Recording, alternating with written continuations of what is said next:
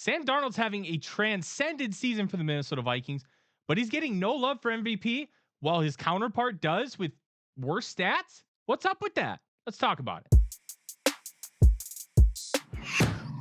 Minnesota Vikings quarterback Sam Darnold is somebody we've talked about endlessly on this channel, especially the last couple weeks, not getting the respect he deserves.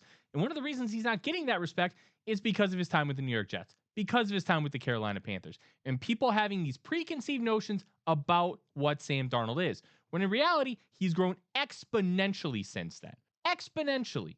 And that exponential growth has been incredibly important when talking about Sam Darnold because he is not the same quarterback. And is he an MVP candidate? That's up to you to decide. But you know who is an MVP candidate? Detroit Lions quarterback Jared Goff. And let's be quite honest here. Darnold's stats are just as good, if not better than Goff's on a 9-2 team where he has had to do a lion's share of the heavy lifting without a consistent running game, where the Lions had the most explosive running game in neutral situations, which is an important distinction. Neutral situations is something that is defined by myself and a lot of people as where the win probability is still in doubt. So I put it between 10 and 90%, where if it's within a 90% win probability, the game's in doubt. You have a chance to win the game. And those neutral situations are where games are won. So when you take a look at some of these stats, that's what's really important here. And we can start off with right here. Big time throws. Sam Darnold, second in the National Football League with 22. Jared Goff, 26th with 9. Turnover worthy plays. Sam Darnold is unfortunately tied for first at 17 because he's got to carry his team.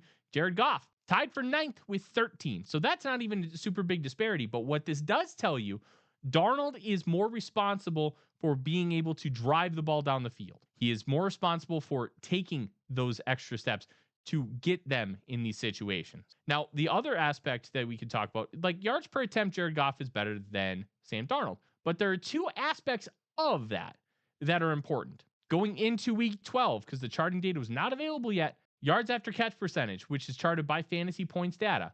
Tremendous site. Go use it. Jared Goff, 57.2% of his yards come after the catch.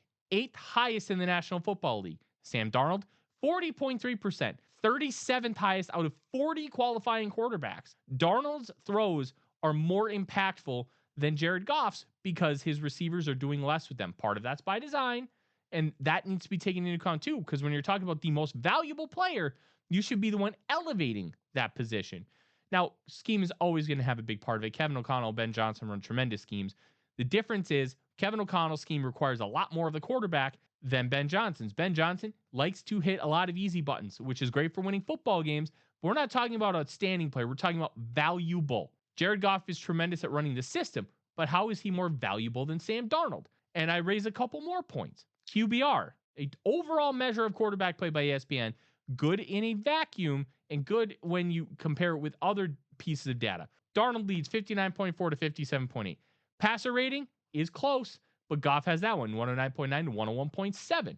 And when you take a look at other aspects, EPA per play in neutral situations, Jared Goff, 11th, 0.163. Darnold, 0.225, 5th in the National Football League.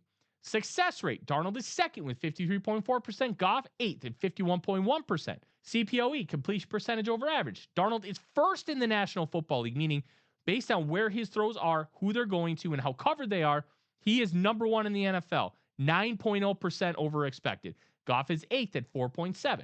These metrics will tell you how good a quarterback is performing, not only what they should be doing based on average, but also how they're doing against their contemporaries. Darnold is better than Goff in all these situations. And this isn't necessarily to say that Goff is a bad quarterback, but he's third in MVP, third in the betting odds. Plus 600 last I checked on DraftKings Sportsbook. Darnold, plus 9,000. Why is there a difference? Preseason narrative.